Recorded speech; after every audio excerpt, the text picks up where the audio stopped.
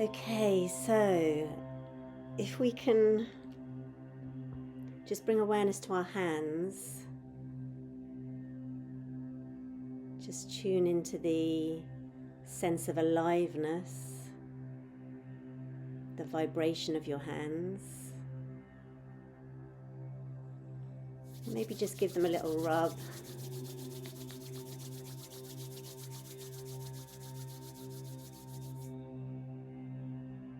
And feel the aliveness of you through the sensation in your hands.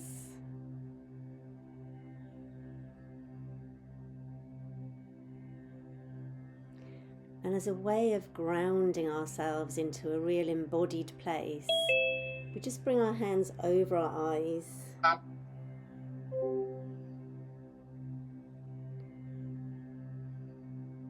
Just feeling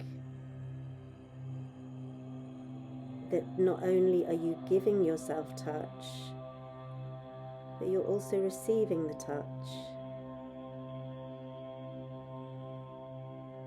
Just feeling yourself from the inside.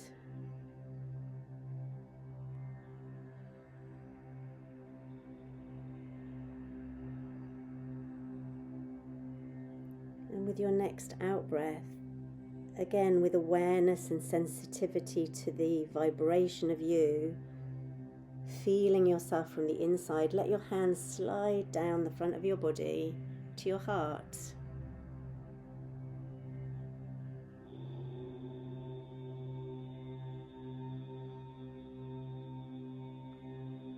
Sensing your breath rising from the inside of your chest.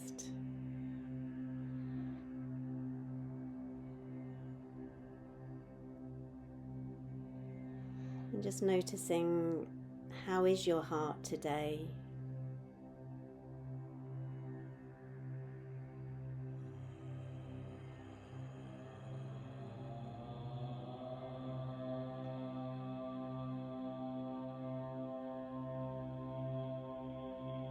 And again, with deep sensitivity in your hands, slide them down the front of your body to your belly, to your womb space.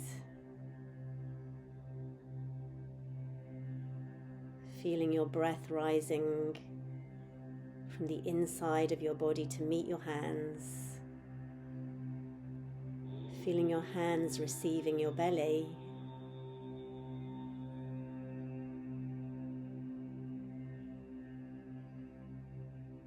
So we're inviting ourselves out of the thinking mind into the sensing, feeling aliveness, the Shakti of you. And then in an intuitive way, just let your hands move to various parts of your body, just feeling what's needed, what feels good. And you might want a massage, stroke, just inviting the sort of honey of your awareness into every part of your body, your sensations, your feelings. Welcoming every emotion that may be present. And giving yourself space.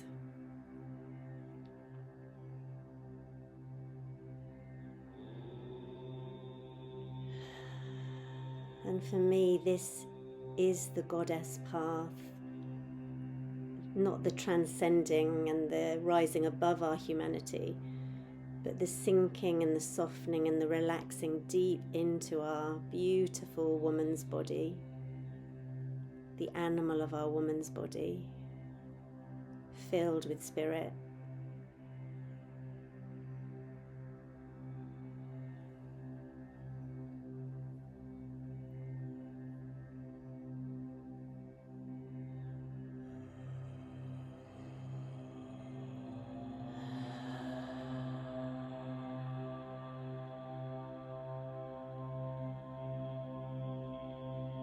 And with this beautiful openness, this beautiful I can't say the word, receptiveness.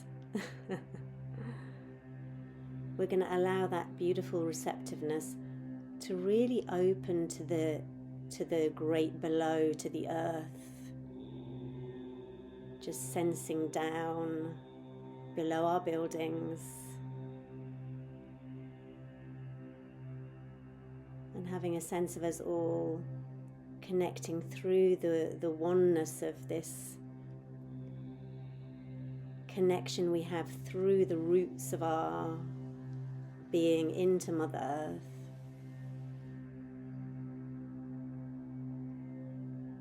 And just in your own way, imagine your roots just gently moving down deeper and deeper, wider and wider,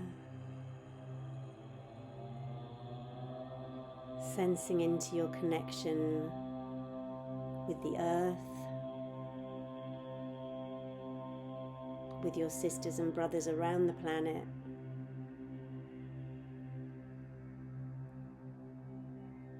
and enjoy the pleasure, the deep, deep pleasure of giving your body to the earth, of merging into her,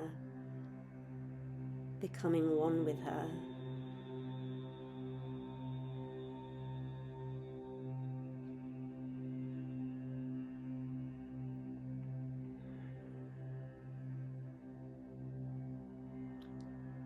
And later, when I tell the story of Inanna, it would be beautiful if you could receive it from this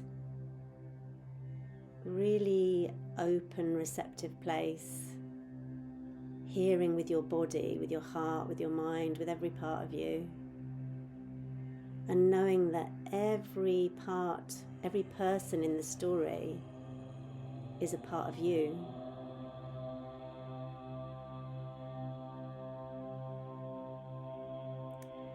So as we sense into our little circle here today and the wider circle, and Claire, who's in hospital, and all our other sisters that we know and that we don't know, let's just gently bring our awareness back to each other. Just seeing from that beautiful receptive place. Drinking, would you like me to share this new solar moon of intention that's today's in the Mayan calendar today that we step into? So it's the 9th solar moon, and it's a bridge. The 9th solar moon is a bridge. The shift where we witness inner changes make outer transformations. It all starts within us. Our intention is our key. It is the rudder which guides the boat. The water of our reality has a synchronistic current, and though we may not see the steps, all we have to do is devote. Our rudder is always setting the path, but the question we need to examine is whether we are purposefully steering our ship or still letting unconscious shadows win. These old echoes simply want our healing attention and will keep creating throughout our lives until we take heed and give them the love that was lacking, so we can set sail with purposeful intention on fire. What do you want to create? Intend it, plant it, and move forward in alignment with it. We can step through a huge gateway when journeying with solar energy, but we have to have our conscious hats on, creating space to create with serenity. Intend your direction on purpose and be willing to change, to make it happen, then witness where you shift into service. And that change is written in capitals. Intend your direction on purpose and be willing to change to make it happen, then witness where you shift into service.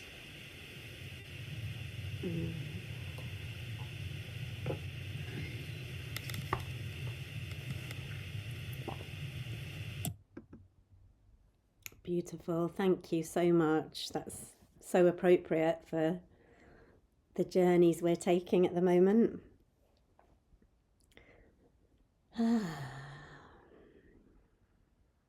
want to allow everybody time to enjoy their cacao. There's no hurry. So while you're continuing to drink, a lot of what I'm going to read to you has been inspired by the Awakening Women Institute, which some of you may have heard of. Chameli Ada, she's a yogini. So some of these words, most of these words, and the story of Inanna are what I learnt from Chameli. So thank you to Chameli. The same momentum that swept you up and drew you here to this Zoom, to this moment today, also moved in Inanna. It moved in Mary Magdalene. It has summoned every goddess, yogini, priestess, mother and heroine, to retrieve and embody the medicine of the mature feminine. Since the very beginning of it all, it's a current that will reach our daughters, that's already reaching our daughters, if we have daughters, and our daughters' daughters, and their daughters again. It's a call from below the borders of ordinary consciousness. Yet it's a call every awakening woman hears and obeys. So the invitation, obviously we're all really different, and I know with me, when someone's telling me a story, I can often lose connection with the words. But the invitation today is to really sink into the receptivity of your body and see how the words land in you, how you are today in this moment. And it's quite a long story. To time it last night, I read it to myself, and it took 11 minutes and 11 seconds. So I thought that was quite funny. So yeah, get yourselves comfortable, just enjoy and receive this ancient story. And of course, every time I've heard Chameli tell this story, it changes a bit, as stories do, so you may have heard a different Inanna story, and it'll change as we go forward. So to put it in context, long ago in ancient Sumeria, Inanna was worshipped as the goddess of love, fertility, and war. She was all-powerful, free to roam the vast regions of heaven and earth. She received the gift of the divine laws of the universe, the divine codes, which represent all the positive and all the negative aspects of civilization, by the god called Enki, the god of wisdom. And when she received all these gifts, Inanna thought nothing could stop her. So tuning in together, from the great above, Inanna began to feel a pull, drawn by something she did not understand, strongly called to open her ear to the great below. And maybe we can tune into that together. But as we move forward with this descent of Venus into the underworld, we can gradually over the days together go much more deeply with this. And today I'm just telling you the story. So we're opening our ears to the great below, hearing the call of that which was outside her conscious awareness. And as she listened, the Queen of Heaven, she heard the sound of her sister's moans. Ereshkigal, Inanna's sister, was the queen of the underworld, and it seemed impossible to Inanna that her cries could reach to the heavens. But Inanna could hear her sister's long and terrible wails. Ereshkigal was mourning the death of her husband. And Inanna felt really strongly, I must go and witness my sister's husband's funeral. I must go and be there for her. So she told her servant, Ninshaba, I'm travelling to Ker, to the underworld. And this is a really important part of the story.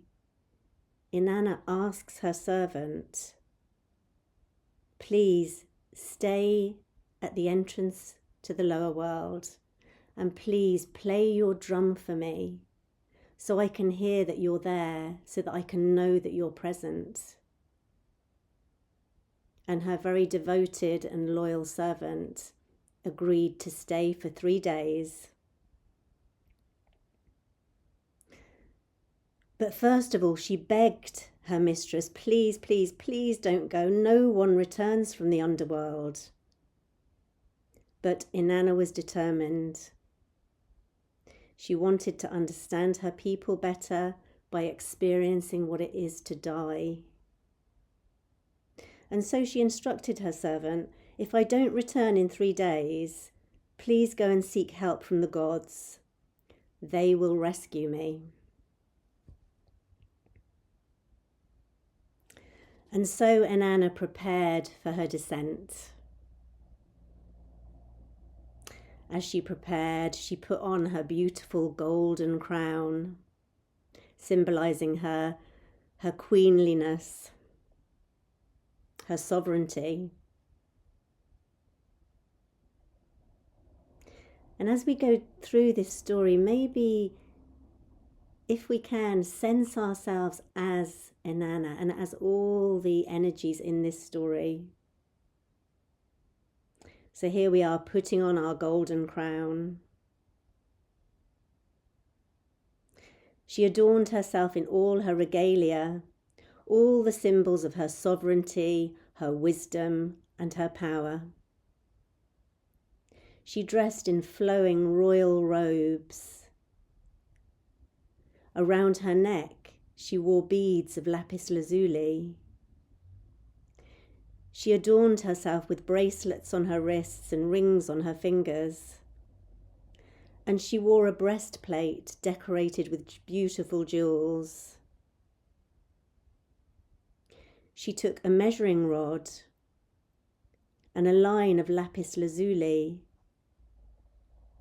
and even one of her weapons. But that was all she took. She prepared to leave everything from her life on earth behind. Her devoted servant, Ninshaba, was absolutely certain that she would never see her mistress again, but despite that, in her devotion, she did as Anna asked, and she drummed, and she prayed, and she prayed, and she drummed. When Inanna arrived at the outer gates of the underworld, she challenged the gatekeeper, Neti, to allow her to pass. In her queenly voice, she said, I must consult with Ereshkigal, my sister. But Neti told her, no, I have to run and I have to go and ask your sister. And he says to Ereshkigal, there is a very great and powerful goddess dressed in jewels awaiting to come into the underworld. Now Ereshkigal envied and despised her sister.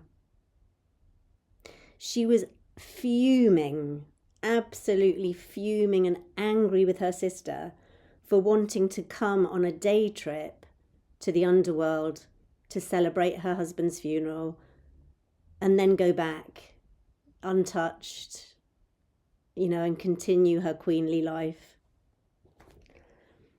So Ereshkigal, with evil intentions, instructed her gatekeeper, "Yes, please do open the 7 gates," she said, "but only the smallest crack.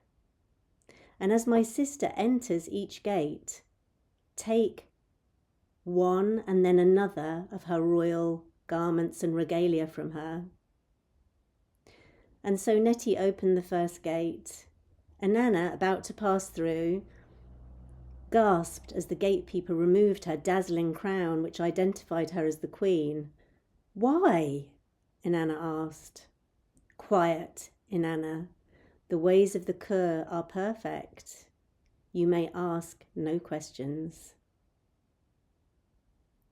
Nettie replied,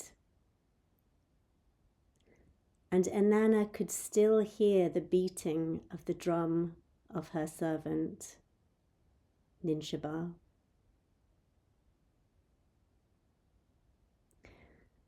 At the second gate, Nettie took away Inanna's beautiful lapis lazuli beads, and again the goddess asked him why. "Our ways are perfect," Nettie answered. At the third gate, he removed her breastplate of sparkling stones and jewels. At the fourth gate, he took away her bracelets. At the fifth, he snatched her rings. Inanna gasped again when Nettie took her measuring rod while she slipped through the 6th gate. And when she reached the last gate, she barely resisted as he removed her beautiful royal robe and ushered her through the 7th gate. Inanna, now utterly naked, defenseless, weakened and humbled, entered the lower world, the underworld.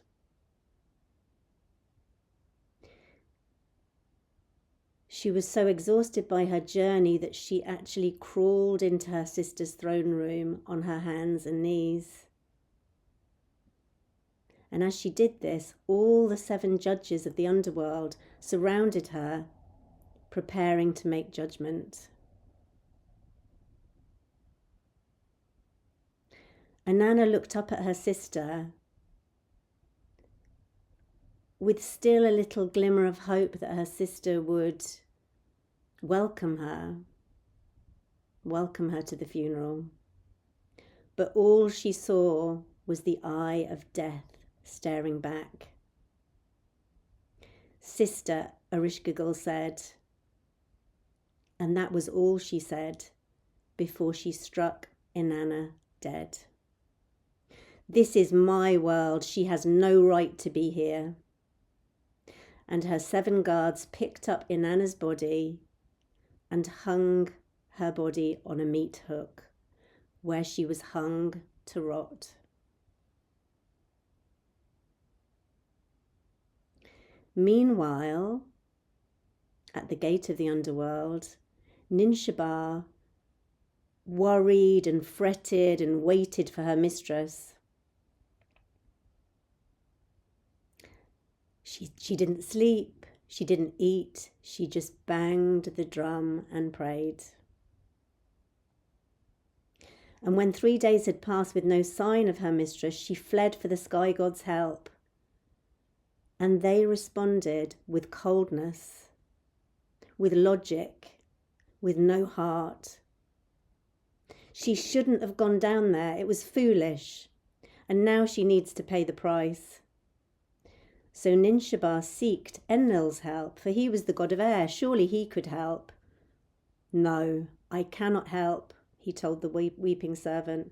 "The underworld's not my domain. Your mistress should not have ventured so far." Ninshaba then ran to Nanna, the god of the moon, but Nanna shook his head. "I have no rule over the underworld," he said. And then at last Ninshaba visited Enki, the god of wisdom and water. It was he, after all, who originally blessed Inanna with the gift of the universal laws, for he knew that without Inanna, life on earth would die. And being god of the waters, he was also the god of emotion and of human feeling.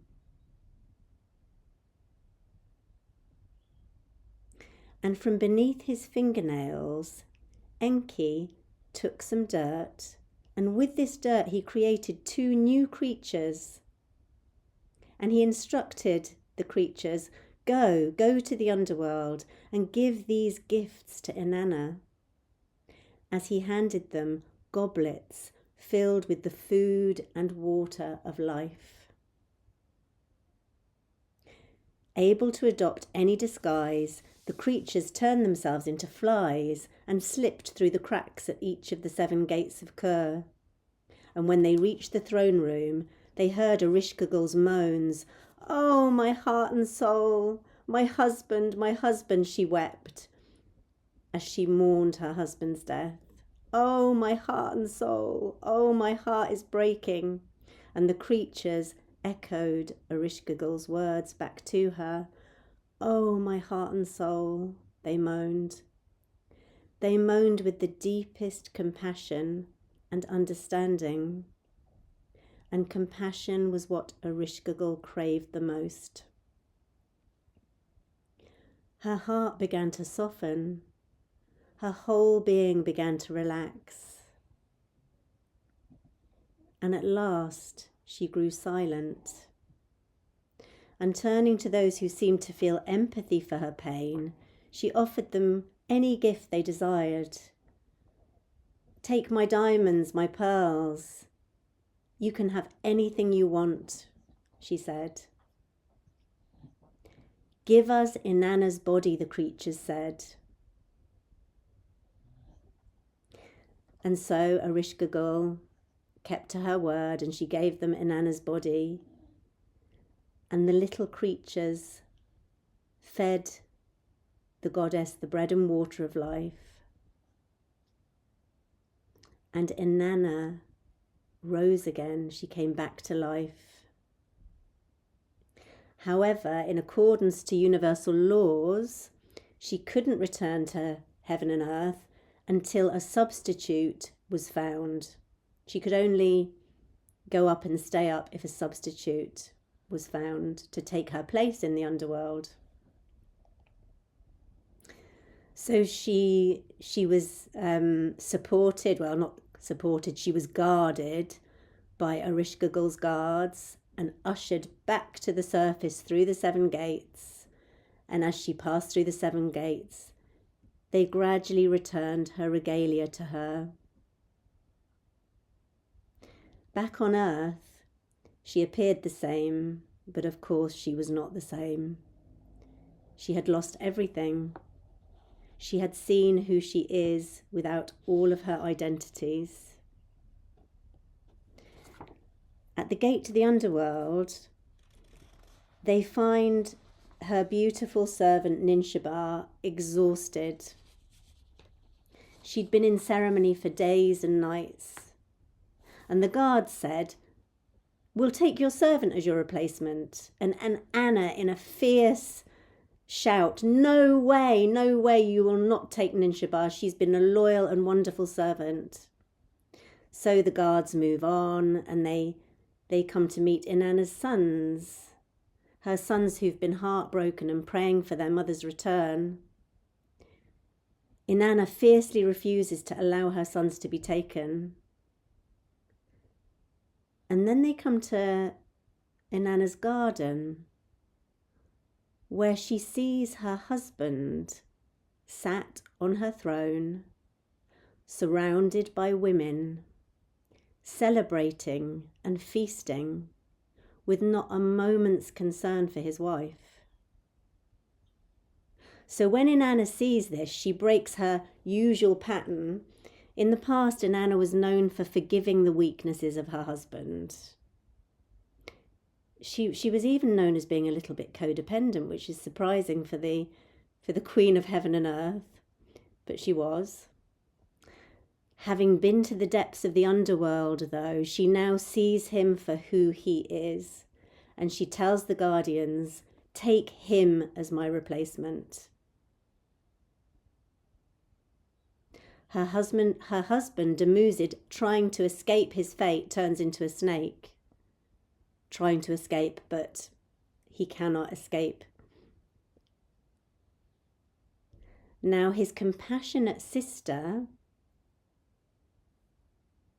offered to serve his sentence just for 6 months of the year. So she said, if you do 6 months in the underworld, I'll do the other 6 months.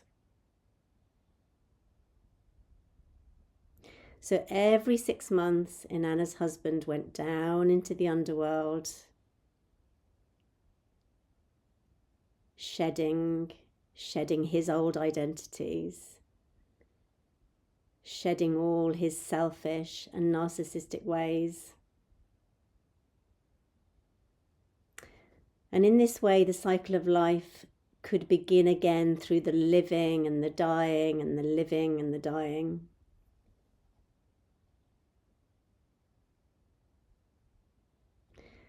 And I'm going to finish the story where it began,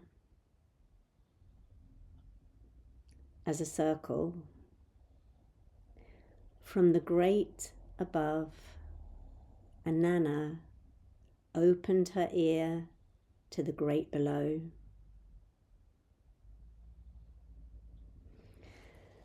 And if we can take a moment just to feel into the archetype of Ninshaba, the loyal servant, the one who stayed present, who was beating the drum for her mistress all the way through her ordeal in the underworld.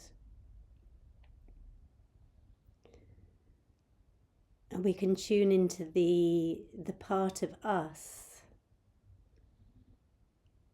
that can be loyal to every single part of us, that can be present,